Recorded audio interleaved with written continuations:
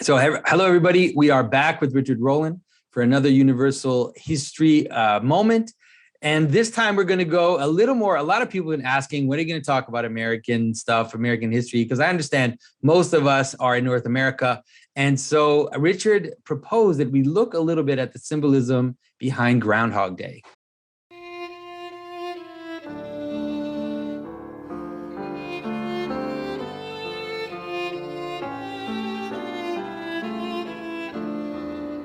This is Jonathan Pedro. Welcome to the Symbolic World.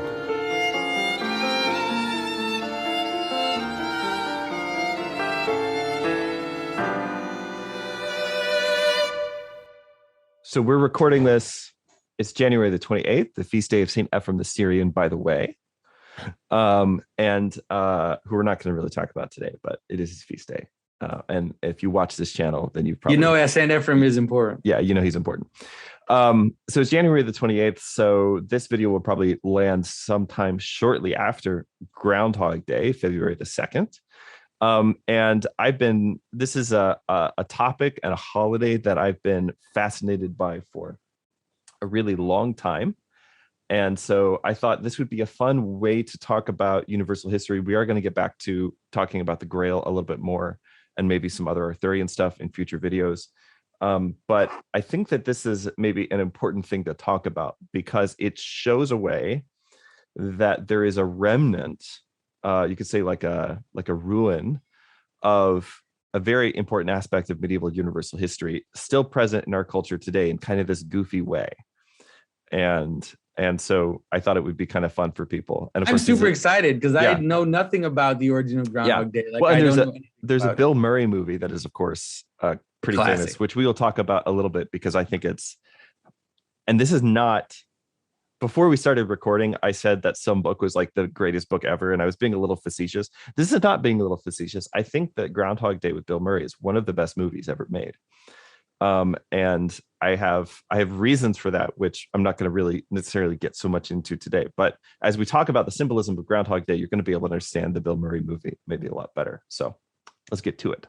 All right. So So tell them, because Europeans won't know Groundhog Day. You have to start with that. But Europeans are supposed to know what Groundhog Day is. But all right, go for it. Okay, but I'll just explain what Groundhog Day is and how we observe it here in the US of A. Although they actually also do it in certain places in Canada and certain places. It originally comes from Germany. It originally comes from Western Europe. And there's actually even a version of it in Ireland, which is celebrated not on February the 2nd, but on February the 1st, which is the feast day of St. Bridget of Kildare. So here's what it looks like in the United States. There's this weird tradition, what appears to be like kind of like a weird folk tradition that nobody really remembers the origins of. And that is that on February the 2nd, for some arbitrary reason, on February the 2nd, a groundhog, in other words, a marmot. It's like a really giant, fat ground squirrel. I don't know how else to describe it. If you haven't seen one, just go Google that or something. In fact, I was once staying in at the Ozark Heritage Center in Arkansas. We went there with our family, and they just had groundhogs everywhere, and they were extremely friendly. But basically, it's like if you can imagine a squirrel without a tail, or just like a tiny little tail that's as big as most dogs. That lives underground. They live underground, but they'll come out, especially like if they're used to people to come out and you can feed them and stuff. And it's scary though, because like they're big. They're big. Yeah, they're big. So the idea is, and this is celebrated particularly at one particular place in Pennsylvania. So we have this very famous groundhog, Punxsutawney Phil, right? And so the myth or the kind of the folklore is that if the groundhog comes out of his hole, so the idea is he's been in hibernation for the last 6 weeks or so for winter. So if he comes out of his hole and he sees his shadow, then he'll get scared by it, run back into his hole, and go back into another 6 weeks of hibernation. And that's how you know that there's going to be 6 more weeks of winter. If he comes out of his hole and he doesn't see his shadow, then it's supposed to be an early spring that year. And so that's the folklore. And of course, in practice, he always sees his shadow. There's always 6 more weeks of winter because basically we're materialists.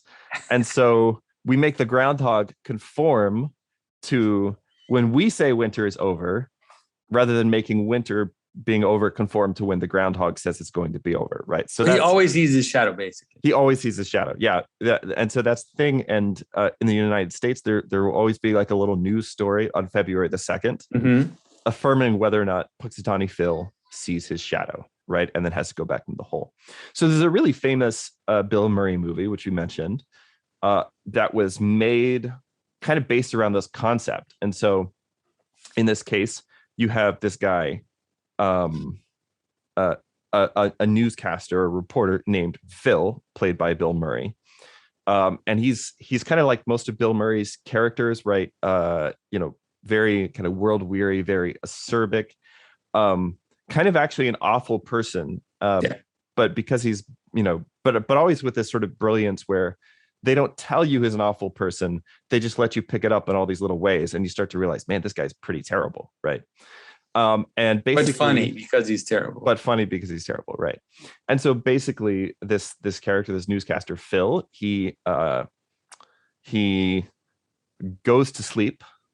So he has to go out and it's on Groundhog Day. On Groundhog Day. He has to go out on Groundhog Day and do this fake news story about the groundhog seeing his shadow. And it's stupid. It's made up. He hates it. He's really upset about it. He treats all of the people, like his producer and his camera guy, and treats them all really terribly.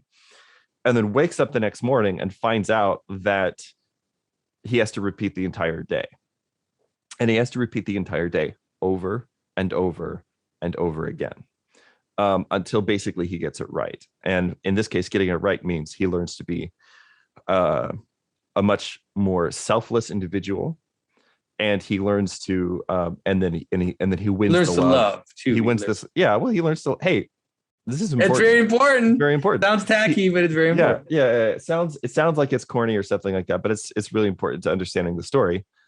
Is that he learns to love and then be loved by this woman in his life who'd been treating pretty badly up to that point. So anyway, it's a great fun movie.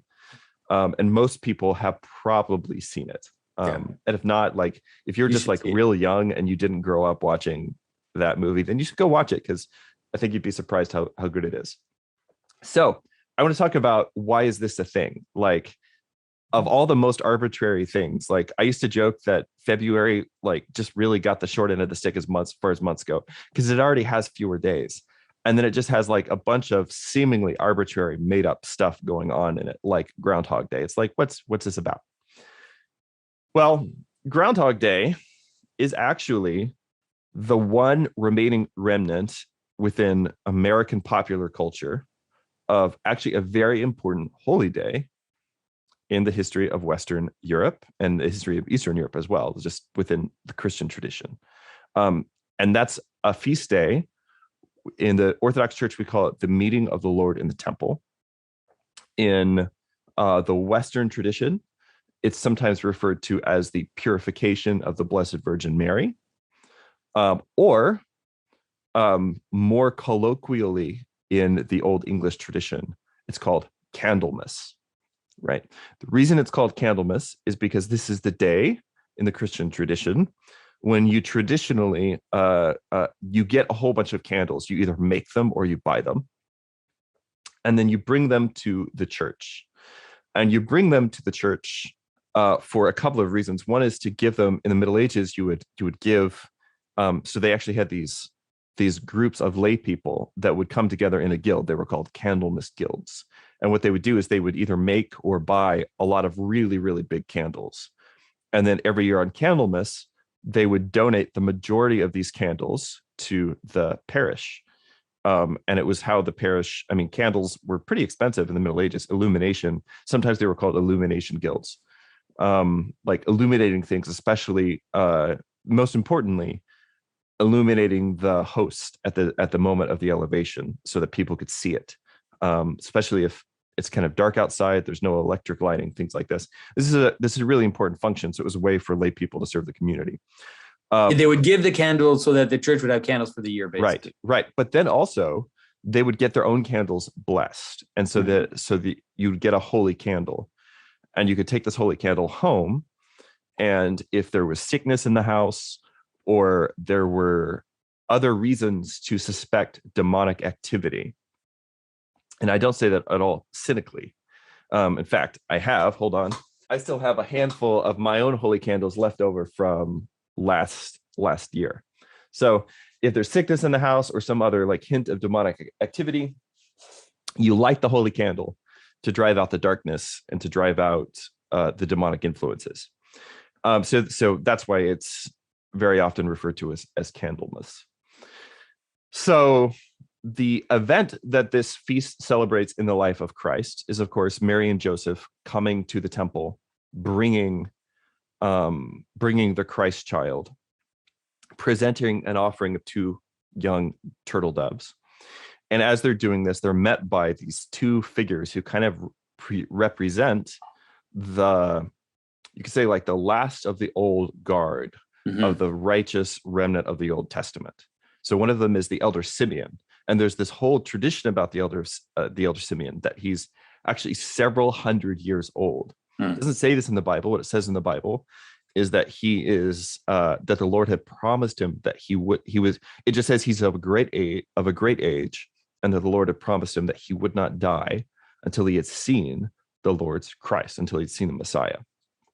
But there's a tradition about him that says that he's extremely old, several hundred years old, and that in fact he's one of the original translators of the Septuagint. Oh, interesting. So there's this. Maybe the best way to understand that is simply to say that he's got this explicit tie to the Old Testament, right? So that he's one of those 70 elders, right, who translated the Septuagint into Greek. So he's got this explicit tie to the Old Testament. So he's you could say like the last guard, the last, I know that technically speaking, like John the Baptist is sort of the last Old Testament prophet, right? But you could see Simeon as also kind of filling that role to a certain extent, right? He's the archetypical last elder of Israel, right? Yeah. That at this point in time, the faithful people of God in Israel have been, it's just it's a very small remnant. And of that small remnant, Simeon is kind of, the type of all of them. Yeah. And he also, if he's the translator of the Septuagint, that he also represents something like the last breath of the Old Testament. Yes. And that will be illuminated by the candle, right? Will be illuminated by Christ and will be revealed, like it'll be revealed for what it is or for what its purpose is. Yeah. So that there's that. And of course, what does he pray? He says, "Mine eyes have seen your salvation," right? A light to be revealed to the Gentiles, and the glory of your people Israel.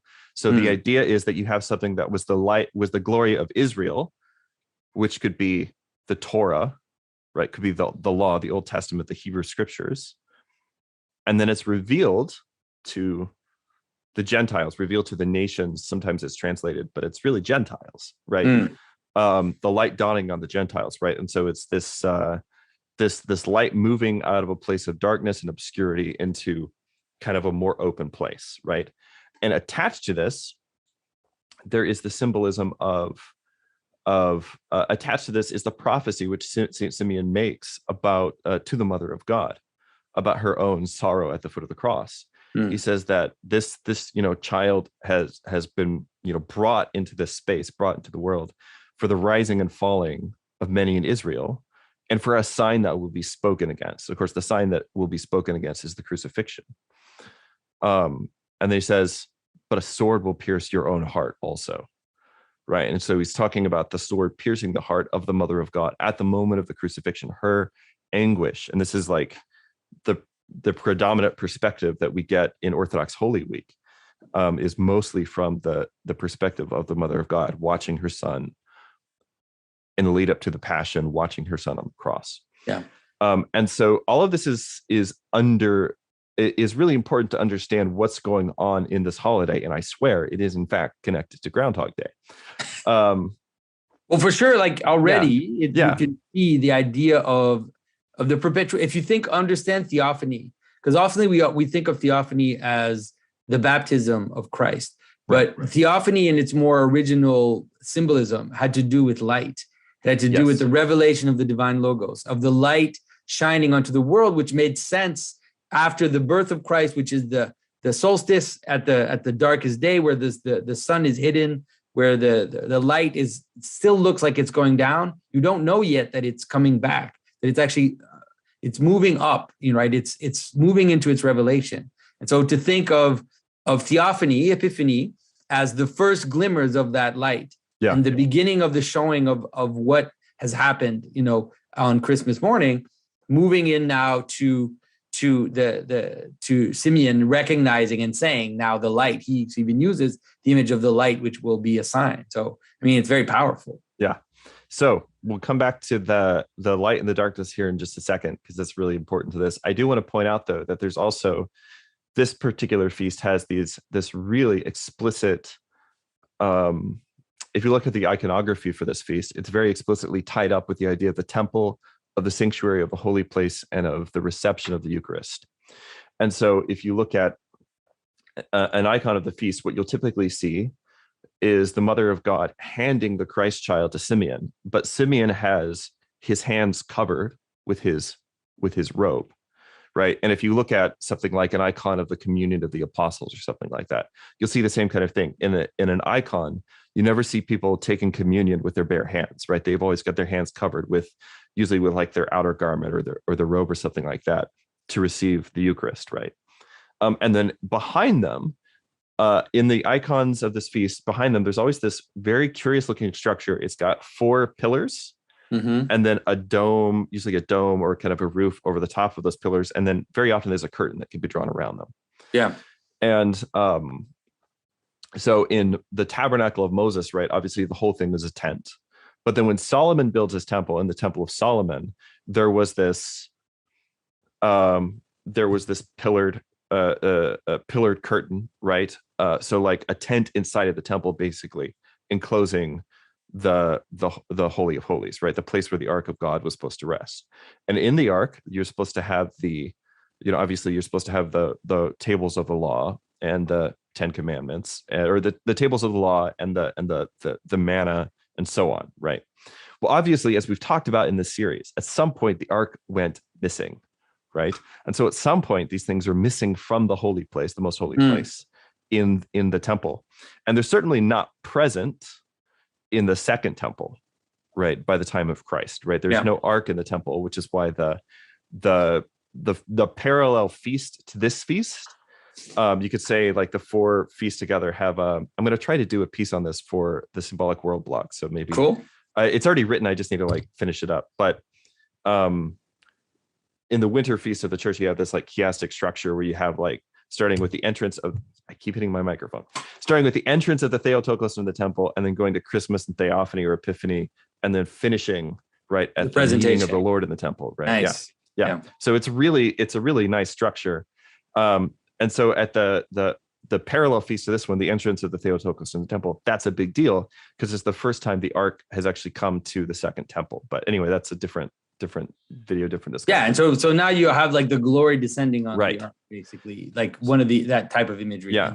So this structure, this 4-pillar structure with the dome on the top, this is a chiborum. And as you know, in early Christian architecture, when Christians started being able to build their own church buildings before the iconostas really develops, right? Before that really existed, what you had was this chiborum. This is this canopy with a curtain that could be closed at certain points during the liturgy over the holy table. Right? Which, by the way, the chiborum, you can see it still if you look at images of the communion of the apostles. Usually Christ is under a chiborum. And in the Ethiopian church, most of their altars have a chiborum. Like the ones that I've seen, they still use that structure. Coptic churches still use that often as well. And there's even a little bit of a tendency now in the modern Orthodox churches to reintroduce it into the practice. I saw a chiborum. There's one even in South Carolina at a Greek church that I went to, where I saw there are some very old Greek churches like in Greece that still have them, and even some very old Western churches in like the Netherlands that still have them. Really so, interesting. Yeah. So when you see a chiborum in an icon, right, which, as you just pointed out, anytime someone is being given communion in an icon, there's always a chiborum in there somewhere, right? So this is a way it's doing two things. One is it's this explicit tie from the Jewish temple to the Christian temple, right? Yeah. But then also it's a sort of a shorthand to tell you something Eucharistic is happening and kind of the meaning of this feast, right? And so you have Simeon here standing in front of the chiborum, and even a lot of times on the altar under the chiborum, you'll see a gospel book, which is of course an anachronism from a purely like boring sense of understanding things, right? But for us, we see it as a fulfillment. What's supposed to be in the most holy place that isn't is the tables of the law, right? But the tables of the law in the Christian church are replaced by, we don't have a Torah scroll in the altar, we have the Gospels, right? So there's this, kind of all this great symbolism, which again is part of that thing of like the hidden glory of Israel now becoming the light for the Gentiles, right? And so you've got Simeon in the attitude of someone receiving communion, standing in front of this structure, which is all about the reception of the Eucharist, all about communion, right? And he's receiving the Christ child. And if you look at the hymns of the Orthodox Church around this feast, like the Festal Meneon, they talk about this idea of the Eucharistic symbolism that's going on here. It's really explicit in the hymns, but then they also tie it back to another meeting of the Lord in the temple, right? Which is in Isaiah chapter 6. So in Isaiah chapter 6, you have a prophet who goes to the temple and he meets with God. And in this story, what you have is a prophet who's waiting at the temple because God isn't there, but then God shows up to the temple, right? And so it's kind of this inversion of the Isaiah 6 story. And so there's one of the hymns. I wish that I had the Festal Meneon over here. I think it's over on the shelf. But one of the hymns says something like, "The seraphim who is Mary," right? So in that story in Isaiah chapter 6, right, Isaiah has this vision of God and he sees him and he says, "Woe is me, I am undone. I'm a man of unclean lips. I live in the midst of the people of unclean lips, for mine eyes have seen the King, the Lord of hosts," right? And so a seraphim takes takes a pair of tongs, takes one of the coals from off the heavenly altar and comes and touches it to his lips. And when he touches it to his lips, he says, "See, this is, your sin is taken away. You've been purged, you've been cleansed," right? And so the hymns around this feast in the Meneon, they take that symbolism, and it talks about the seraphim who is Mary brings the burning coal that is the Christ child, nice, right, and gives it to the prophet Simeon, right? And at that point, he's able to say, "Now let your servant depart in peace." In other words, I'm ready to die now. And in the Middle Ages, this is very closely associated with the idea. This might seem weird to us now, except for those of us, who are maybe more traditional Christians. But even then, like if you're a convert, it's hard to think about things this way. But in the Middle Ages, one of the main things that people prayed for, almost the only thing that people prayed for if you were very poor, was that you would have enough anticipation of your death that you would be able to make one final confession and receive communion before you died, right? They called it like your they would refer to it as like your traveling money. In other words, like that you would be able to receive the Eucharist one last time before you make the journey, right, to the next life. And so they saw Candlemas as being like sort of an example of this, that he receives Christ one last time before he crosses, the river into death. And so there's a bunch of really cool, beautiful Eucharistic symbolism in here. And of course, in the Orthodox Church, when priests take communion, right, when they give themselves, or when they take communion, they say, "See, this has touched my lips, my sin is purged," right? So they say those words from Isaiah when they receive communion. So there's this really beautiful, like, kind of triangulation between the feast of the meeting of the Lord in the temple and the meeting of the Lord in Isaiah chapter 6, and then the reception of communion in the ancient church. Yeah. So I just wanted to point all that stuff out because it really helps us understand the symbolism of this feast and kind of what this feast is about, right? This feast, it's about illumination, it's about fire, it's about the hidden glory, right? Kind of being revealed. I mean, it's about light. Yeah, like right. It's about light. Really, Yeah. It is definitely about yeah. about the light manifesting itself more and more. But it's not just about light manifesting itself, because it's always light that comes with because there's also an element of it that is actually about a prediction of darkness, right? Because for Simeon, right, he has this beautiful moment of light, and then he says he's going to be a sign that is spoken against. He's talking about the passion. Yeah. And he says a sword is going to pierce your own heart also. So it's also the promise of darkness. It's the promise of a wound, but ultimately it's the promise of Pascha, right? Which is the preeminent Christian festival of light breaking into the world, right? Coming out of the darkness. So why February the 2nd? Right. Well, obviously, February the 2nd is 40 days after December the 25th. So it's 40 days after Christmas. And so it's the 40 days of the Virgin Mary's purification. However, February the 2nd. I mean, people don't know anything about this. Like, you have to just say. Okay. Yeah. Sorry. Yeah. Go ahead. That women would have to purify themselves after a certain amount of time, that they had to do that regarding their menstruation, but they also had to do it regarding after giving birth to a child. So according to the law of Moses, 40 days after giving birth to a child, women were supposed to present themselves at the temple of God, or the tabernacle, the temple of God, and bring an offering for their purification. Either, like a young lamb, or if you were poor, then you could bring like 2 turtle doves or 2 young pigeons. I think I've read from one historian that, like, at the time of Christ, people only ever brought the 2 birds. But anyway, and so you're supposed to bring an offering, and it's basically you could say I don't know. We probably don't want to get in this too much, but you could just say, like, in the Old Testament and the Mosaic Law, there are certain things that bring you very close to life, like the beginning of life, or very close to death. And it's like those things are too holy. And so if you're exposed to them, or if you participate in them in some way, then there has to be this reintegration of you into kind of the normal liturgical community, like the normal community of the people of Israel. Right. And so that's what this is about, right? Birth being extremely close to, like, the beginning of life, but also very close to death. Yeah. Like both of those things at the same time. And so a woman at the end of, and we still do this in the Orthodox Church today. There's the ceremony of churching for a woman and her child, which we're going to be doing here in just a couple of weeks. Nice. Because we just had a baby a few weeks Congratulations. ago. Yeah. Thank you. Yeah.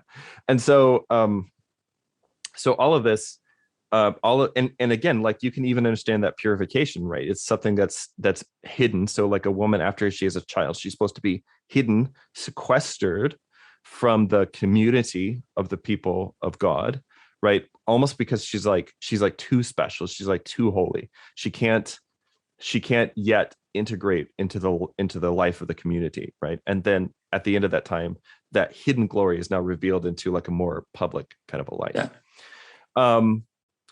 However, the traditional date for Good Friday is, of course, March the 25th, which at one point in time was the spring equinox. I know that the solstices and equinoxes, they move around a little bit, but at one particular point in time, that was the traditional date of both Good Friday and the Annunciation, right, is March the 25th. Mm-hmm. Lots of people out there might want to, like, argue about this stuff. All I can say is I don't care. I don't care. Yeah. These are the traditional dates. That's all that needs to be said about it. So what you have to realize is that this situates the meeting of the Lord, which is 40 days after, this situates the meeting of the Lord, or Candlemas, as being halfway between the winter solstice and the spring equinox. Nice. Yeah. So to me, this sort of reveals, or sort of brings out, one of the most important facets of universal history. Okay. And this is why this is justly a universal history video, not just Richard talking about, feasts that he likes. Right. And Groundhog Day. Groundhog Day. Um, because one of the most important elements of universal history is the way that is understanding the way that the Christian story maps onto and it fulfills the sort of old agricultural cycle of the year, which is present. It's not just pagan, it's present in both paganism and Judaism. Both paganism and Judaism have this agricultural cycle that, by the way, predates the law of Moses. When God starts telling the children of Israel, here are the feasts of the agricultural cycle, that wasn't the first time that they'd ever heard of them or celebrated them, right? He's just telling them, here's how you celebrate these in a way that shows that you're my people, right? But everyone basically has these feasts, and more or less with certain variations, pretty much every culture in the world that lives within the same kind of climate and climate cycle has the feast right around the same points in time. Okay.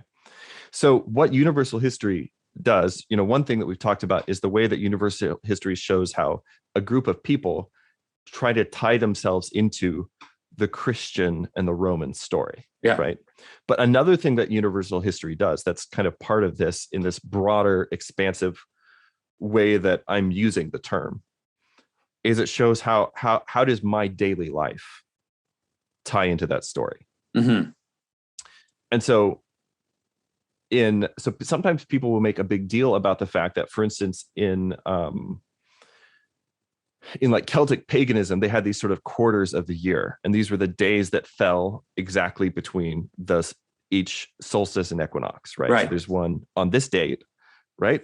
In Ireland, it was celebrated on February the 1st, which happens to also be the feast day of St. Bridget of Kildare, who's actually the patron saint of my new daughter. So there you go.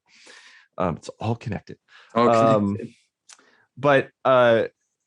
And so people will make a big deal about this, and they'll be like, oh, this is just like, see, it's just a Christianizing of this older pagan thing. And again, to that, I have to say, one, I don't care. Like, if you guys keep complaining, we'll baptize Shark Week. Like, I'm sure you've seen that meme. It's like, listen, if you guys keep complaining about this stuff, we're going to make Shark Week a Christian holiday. Like, that's right. Have to deal with it. But I mean, in another sense, you have to realize that this is the way that things work, right? This is the way that reality manifests, and this is the way that we know each other and the world that we live in, and it's the way that we know God, right? Is the way that these things manifest themselves in time, and the recurring cycles of the seasons, which were made by God, right? And so it's kind of like preposterous to think, and this is why I get heartburn from these people who are like, oh, well, this, a long time ago when I was a pastor of a church, there was a big fracas because we had a Christmas tree up in like the foyer, which is what Baptists call the narthex, And some people are like, oh, well, like that's a pagan holiday. And they sent me like this DVD series, you got to take the Christmas tree exactly down because it's a pagan holiday, right? I know you know what I'm talking about, right? But the reason that stuff gives me heartburn is because it's like, you think God doesn't own the days of the year? Like, he made the year, he made the agricultural cycle, he made the solstices and the equinox, like he made these things. And so why would he not, when he manifests himself in the world, right? When he becomes incarnate, taking on human nature in this full, complete, total way. But he also like becomes incarnate at a particular point in time, at a particular place in history. But what the whole sort of Christian year shows is the way in which that particularity, you could say again, like the glory of the people Israel, becomes a light to the nations, right? And so Christ doesn't just fill up the 33 years that he's walking around on planet Earth, but actually fills up all of time with himself, right? So there's no other way that this stuff could manifest, right? This is a feature, it's not a bug. Exactly. Right? In understanding the relationship of the times of the year to the life of Christ via the Christian liturgical year is vital. It's absolutely vital to the reading of medieval literature. Just to take as a, for instance, Arthurian literature, every great Arthurian story happens at a particular Christian feast day. Yeah. Sometimes it's Pentecost. Sometimes it's Christmas. Sir Gawain and the Green Knight happens on the feast, not of Christmas, one of my many, I mean, it happens during Christmas tide, but doesn't happen on Christmas Day, which is one of my many beefs with a recent film. Yeah. It happens on the feast of the circumcision of the Lord, which was very popular in England at the time that that poem was written. Yeah. And also it's like, if you cut something, a monster in two, and you don't understand that there's a relationship between the circumcision and that, Yeah. and that it's like you're missing out on some of the story of what's going on. And I don't want to sound impious about this. Okay. But first of all, you have to understand in the Middle Ages, people thought this was a pretty good joke, right? There's a beheading, it happens on the feast of the circumcision of the Lord. Like people were aware, right? But also like, if you don't understand that story begins on the feast of the circumcision, you won't actually understand anything about the story. Yeah. Right. Which is like what to do with the remainder. Right? Exactly. That's what the whole story is about. That's what the whole story is about. I mean, it's about, like the sash and everything is always about, it's always about that. It's anyways. And so if you don't understand this stuff, then you won't be able to read medieval literature. Right. And kind of know what it's about. So to me, like if you want to understand something like medieval universal history, one of the most important things you need to do is say, well, how did a certain group of people, how did they celebrate this feast? What did they do for Christmas? What did they do for Easter? What did they do for, if you want to understand like who they really were and what they thought about themselves, it's not just how did they write themselves into the larger narrative on this really meta cultural level, but how did they see themselves being a part of that story in their day-to-day life? For instance, Candlemas, England, huge deal. And in fact, if you lived in a town that was large enough to do this, most Candlemas celebrations were celebrated by a sort of mystery play / procession before Mass. And so you'd get one of the women of the town to dress up like the Virgin Mary, which of course for them meant you should dress her as beautifully as you could afford to do, right? Because they weren't interested in the fact that, okay, yes, obviously Mary and Joseph were quite poor.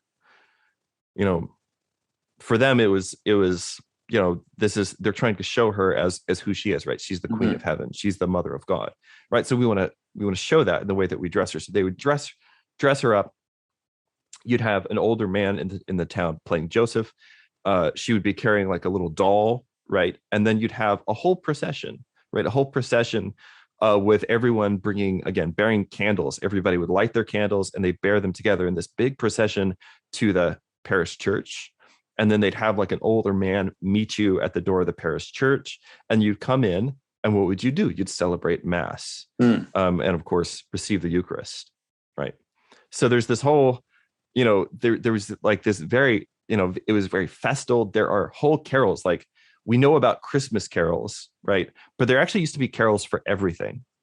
And Christmas carols are the only things that have really survived, because Christmas for most people, like living in the West, most evangelicals, is kind of the last surviving vestige of the Christian year. Like even more so than Easter.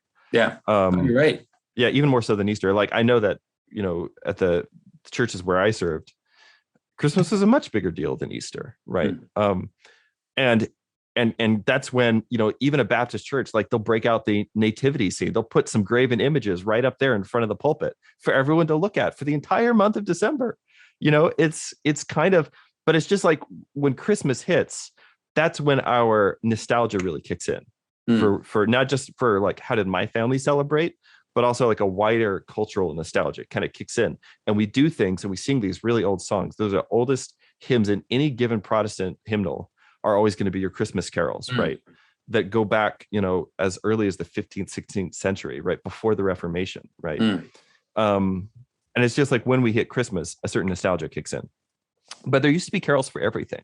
And there are beautiful, interesting, fascinating carols, even some Candlemas carols, even some written by Puritans in like colonial Williamsburg. Wow.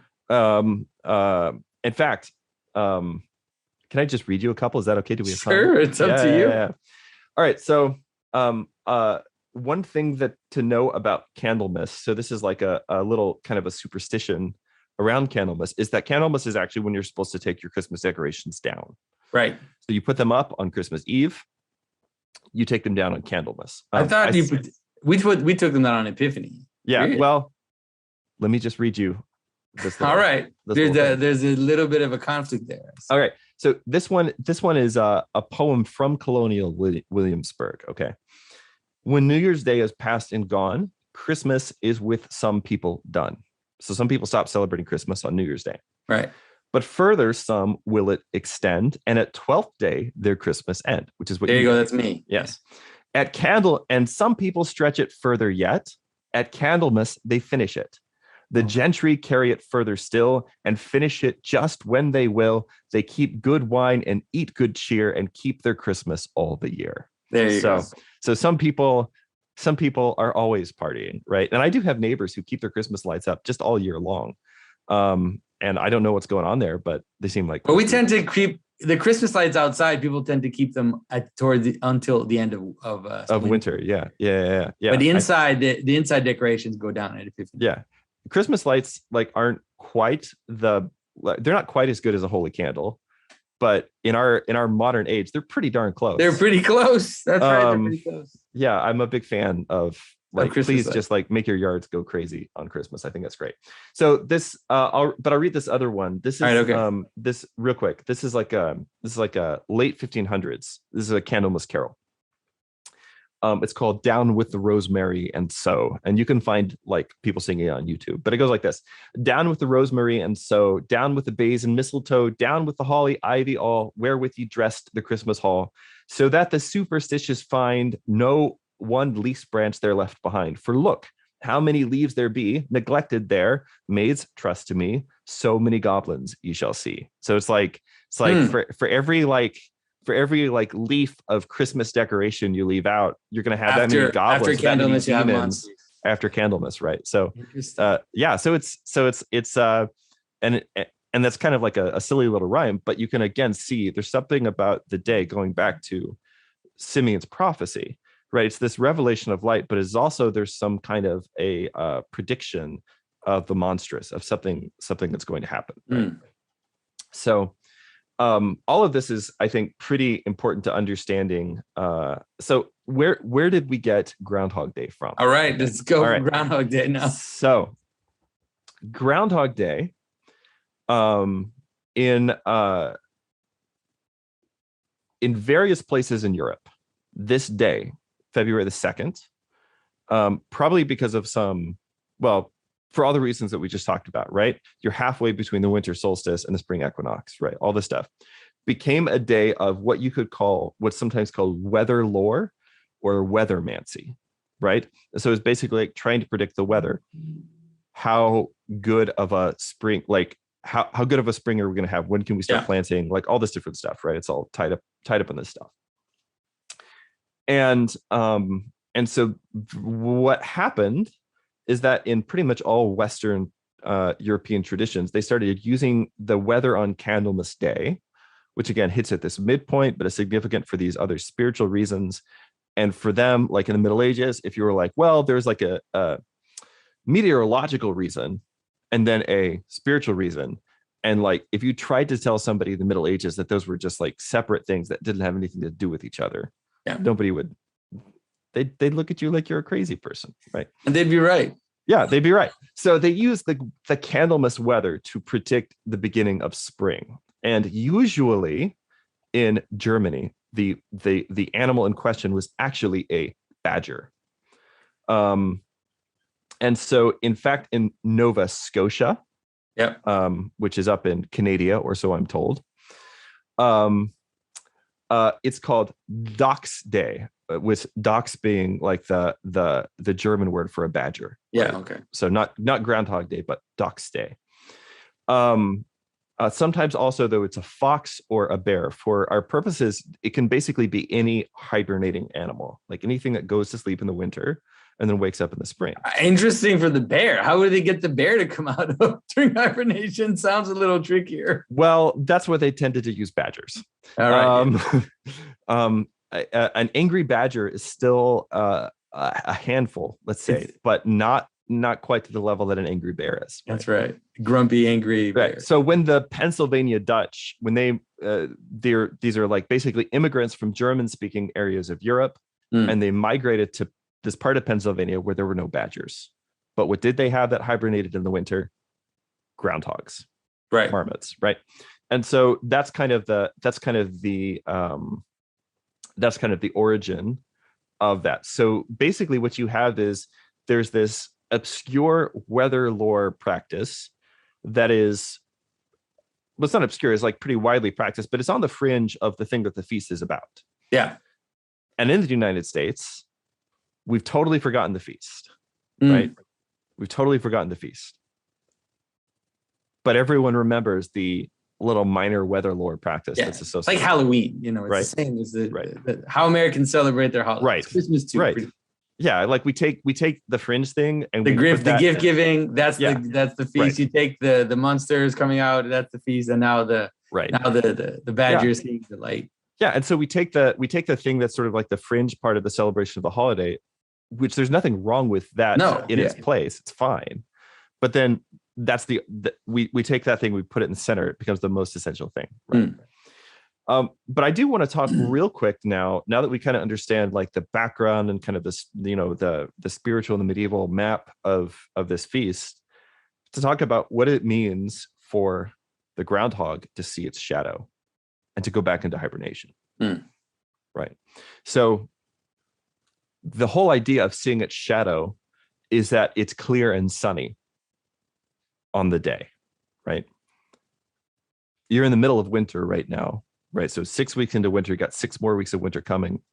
So if it's the middle of winter, and in this particular climate, like Northern European climate, and it's bright and sunny and kind of a warm day, such that this animal, which is coming out of death, right? It's coming out of sleep, it's coming out of the earth, comes up out of death, it sees the light, but you could say it like sees the light too soon. And so it turns around and goes back, right? Back into death, right? There's almost something that seems to me to be here about kind of the dangers of, you could call it like the danger of premature enlightenment or the danger of unearned wisdom, right? In a way, it's almost related to like, the parable of the sower goes out to sow the seed, and some of the seed falls on rocky ground and it springs up really quick.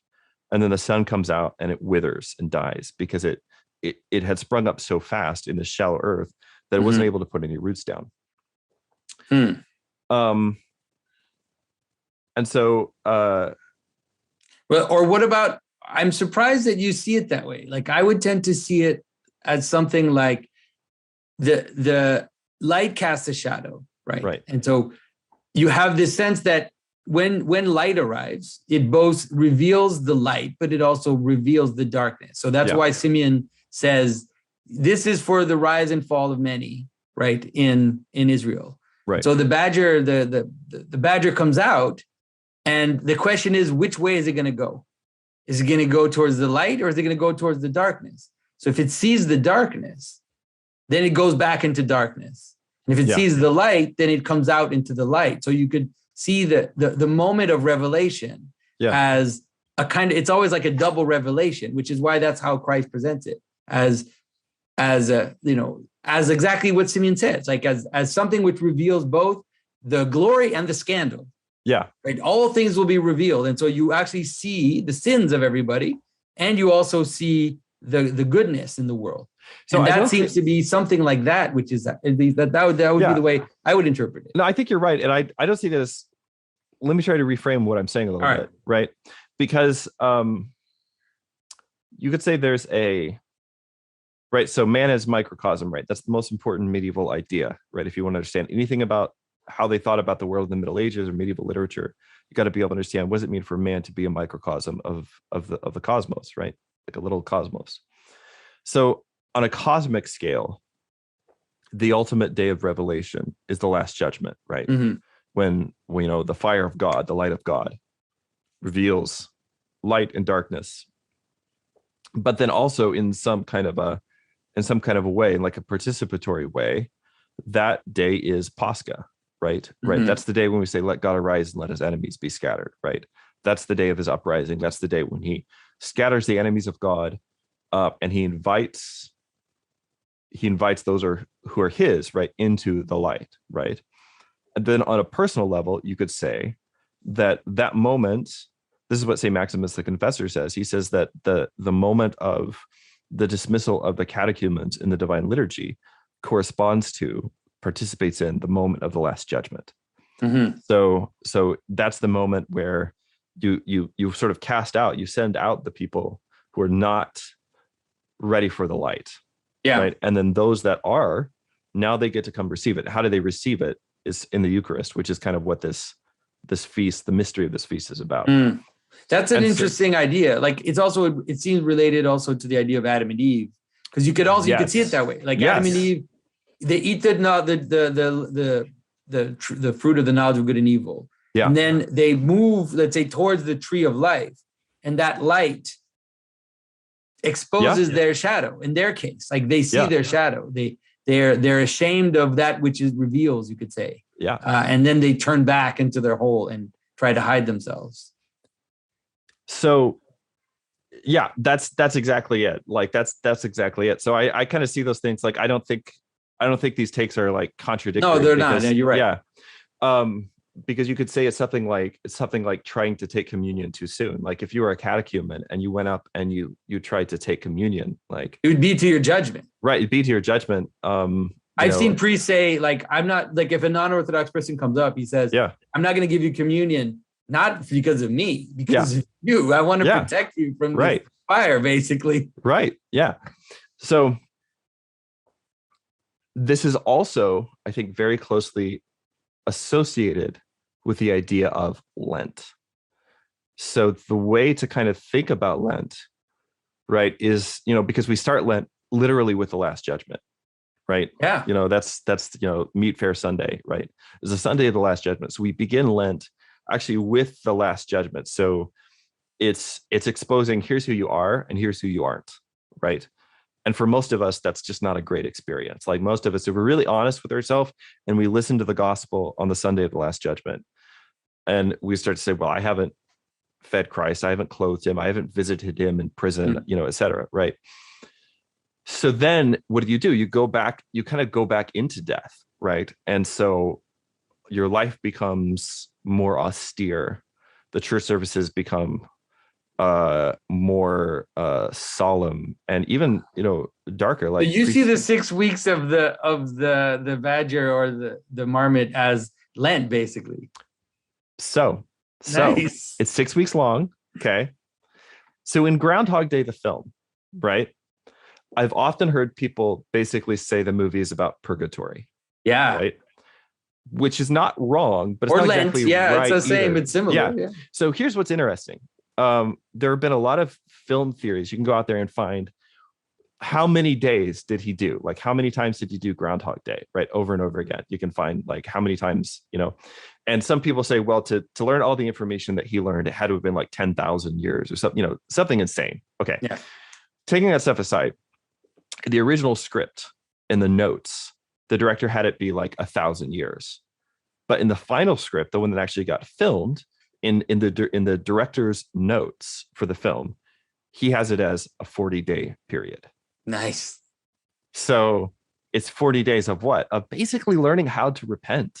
Yeah. Right. That's what Groundhog Day is. It's 40 days of learning how to repent, not repentance as just saying, oh, I'm sorry, my bad. Right. That's not repentance. What is repentance? It's turning around. It's a change of mind. It's a change of heart. And that's basically what Phil in that movie, who is the groundhog, right? Yeah. He is the groundhog, right? In fact, at one point he kidnaps the actual groundhog and like they drive off a cliff together because he's just like wants to end all of this, right? But what is he doing? He's going back down into the earth. Yeah, he's going back down into death with the groundhog, right? Yeah. And so for Phil, but that's what happens when he wakes up in the morning and the day is repeated. It's that the groundhog hasn't moved on. The groundhog's gone back into his cave and going to stay in that cave until the sun is really ready. He's ready to see the sun, like you said. Yeah. And so when he's able to actually see the light, and not be scared by his own shadow, right? And you could go a whole direction with just talking about the shadow, right? But when he's able to not be terrified by his own shadow, in other words, his sin, right? This false personality, it's not really true to himself. It's just like the armor that he's built up against the world around him. That's when he's able to enter into this loving relationship. And that's Pascha, right? That's what breaks the spell. That's when he gets out, right? Nice.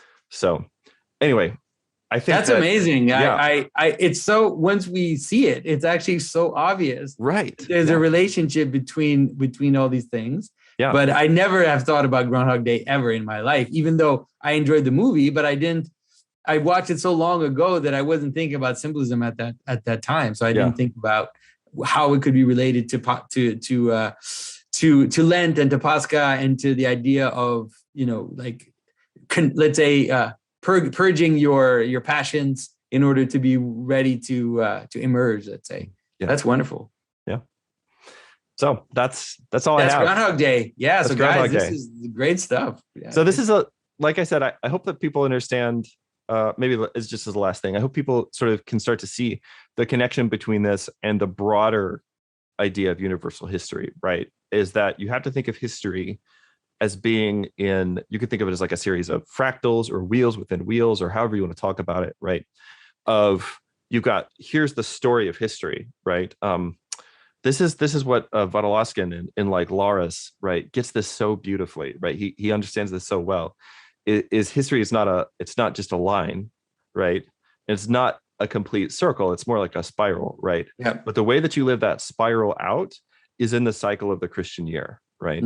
As you're moving towards the end of history. And people get hung up about, okay, well, when is that? When is the end of history? Well, the short answer, this is also in Laurus, okay? The short answer is the end of history is when you die, right? Yeah. Like, don't worry about like, when is, the last judgment or the rapture. Like, don't worry about whenever that is supposed to happen. The thing that is going to happen is that you're going to die, right? And for you, that is the last judgment, right? Exactly. And so, so to understand the way that you actually participate in that spiral, you could say, is by attaching yourself to the Christian year, which has left many little remnants, like little ruins in the world around us today. Things like Groundhog Day, right? Well, when Groundhog Day comes around this year, instead of saying, oh, what a stupid thing, I guess we have 6 more weeks of winter because a rodent in the ground in Pennsylvania says we do.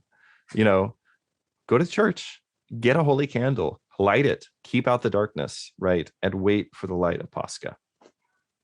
Well, thanks for that. This is great. And so don't worry, everybody. We will back with more universal history. We're gonna go back into some Arthur and move on to the millions of things we could talk about in terms of universal history. So, Richard, thanks again. This was really this was a sort of nice surprise for me. And thanks everybody for paying attention, and we'll talk to you very soon. Hey, Symbolic World gang. I just wanted to take a quick moment to tack on to this video about universal history and the symbolism of Groundhog Day to actually mention to you something that's going to be happening in the North Texas area. So if you're able to get yourself down there towards the end of the month of February 2022, we are hosting an Orthodox Arts Festival. So this is the Festival of Orthodox Christian Art. It's being hosted by Saint Constantine and Helen Antiochian Orthodox Church in Carrollton, Texas. So it's the north part of Dallas. It's February the 18th through the 20th. Check out orthodoxartsfestivaldfw.com. We'll put a link in the description of this YouTube video. Again, that's orthodoxartsfestivaldfw.com. And you can get all the information that you need to have about how to get tickets and what the schedule is going to be. We've got a ton of great speakers. We've got a keynote address on the role of the arts in Orthodox theology by Peter Butenoff. Currently, he teaches theology, spirituality, and the arts at St. Vladimir's Orthodox Seminary. He just actually finished co-editing an amazing book on Arvo Part.